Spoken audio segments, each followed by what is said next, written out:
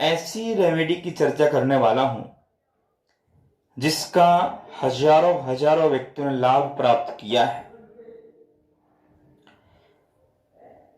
जब हम चारों तरफ से घिर जाएं, कोई भी रास्ता ना बचा हो, कर्ज में डूब रहे हो, बीमारियों ने घेर लिया हो, शत्रु पक्ष हावी हो रहा हो, कोई उपाय ऐसा नहीं दिख रहा हो, ध्यान रखना बंधुओं, ये रेमेडी उनके लिए है जो पुरुषार्थशील हैं, अकर्मण्य व्यक्तियों के लिए नहीं है।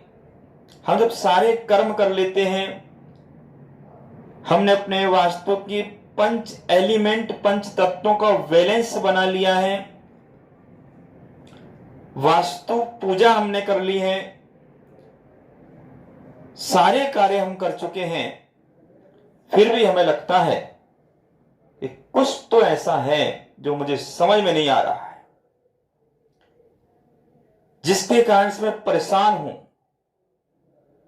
तो करना क्या है आपके लिए? एक लाल कपड़ा लेना है, एक अच्छा सस्ता आपको नारियल लेना, बड़ा सा बचता हुआ गीला नारियल।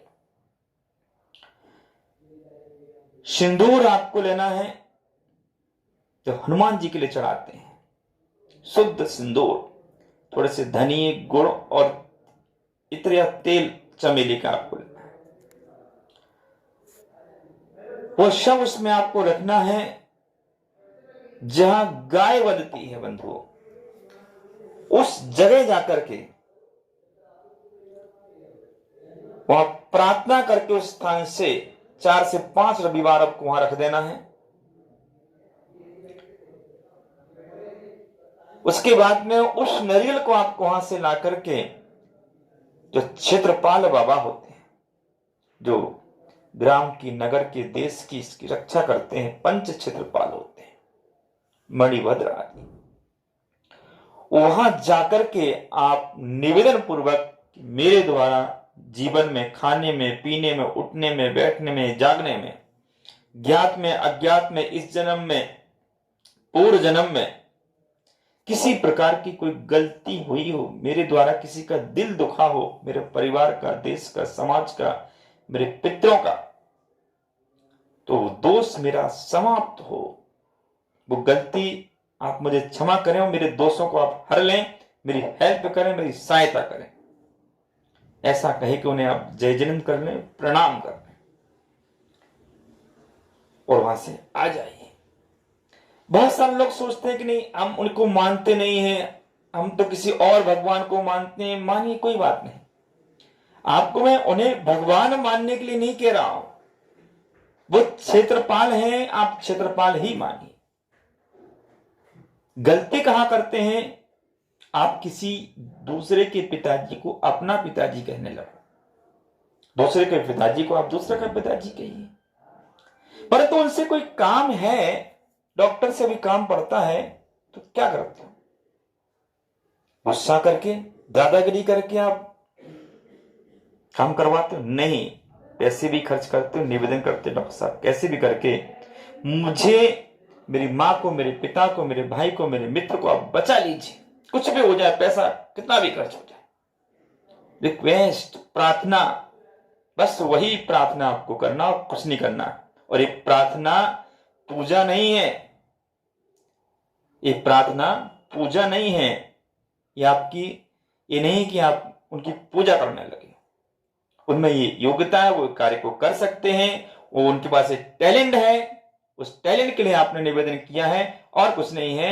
जैसे डॉक्टर के पास जाके उसके लिए निवेदन करते हो, सीए से उस प्रकार का निवेदन करते हो, कलेक्टर से उस प्रकार का, जिसके पास जो टैलेंट होता है उस टैलेंट का लाभ मुझे प्राप्त हो, उसके लिए हम निवेदन करते हैं, ना कि हम उनकी पूजा करते हैं। हम अपने पिता को अपना पिता ही मानते हैं, किसी के दूसरे पिता को मैं अपना पिता नहीं मानते हैं। ऐसा जब हम करने लगते हैं तब वहां पर मिथ्या श्रद्धान हो जाता है। इसलिए इसमें किसी प्रकार की कोई गलती नहीं हुआ करती है। बहुत सारे लोग प्रश्न करते हैं, नहीं हम तो बस एक भगवान को मानते हैं। कोई बात नहीं, मानिए, परंतु क्या वो डिपार्टमेंट उनके पास है? आपको क्या कहा जाता है कि किसी वितराग भगवान की अगर आप पूजा करते हैं, अर्चना करते हैं, तो उनसे आप कुछ डिमांड मत रखिए। और डिमांड रखते हैं तो आपकी श्रद्धा सम्यक श्रद्धा नहीं कर रही, क्योंकि वो डिपार्टमेंट उनका नहीं है। जो जिसका होता है उसके पास जाकर के आप प्रार्थना कीजिए, परंतु ये ध्यान रखना कि वो देव हैं, देवादेव देव नहीं है। वो भी सांसारिक हैं जैसे हम हैं, आप हैं, परंतु जैसे हम और आप में बहुत बड़ा अंतर है।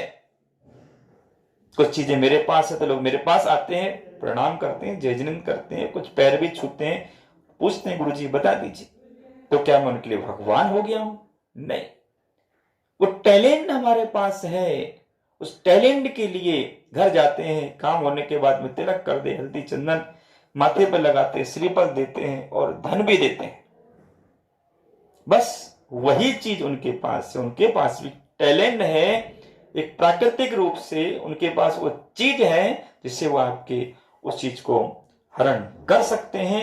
इसलिए हमें प्रार्थना करके और अपने जीवन के दोषों का समन करना चाहिए। बहुत सारे लोगों ने इसका लाभ लिया है। यूट्यूब पे आप इसे शायद पहली बार सुनेंगे, इसलिए आप जो है जिन्होंने लाभ पहले ले चुके हैं वो उसे कमेंट बॉक्स में जरूर लिखें, और जो लेने वाले हैं जिन्हें प्राप्त होगा वो भी इसे लिखें, ताकि जो आने वाले लोग हैं उसके प्रति श्रद्धान कर सकें, उस लाभ को प्राप्त कर सकें, आप अधिक से अधिक सुन सकें। तो आप इस चैनल के लिए सब्सक्राइब जरूर कर लें। मैं आपके बीच में ज्योतिष वास्तविक अरुण गुरु शुद्धांश। जय महाभारती। ओम नमः।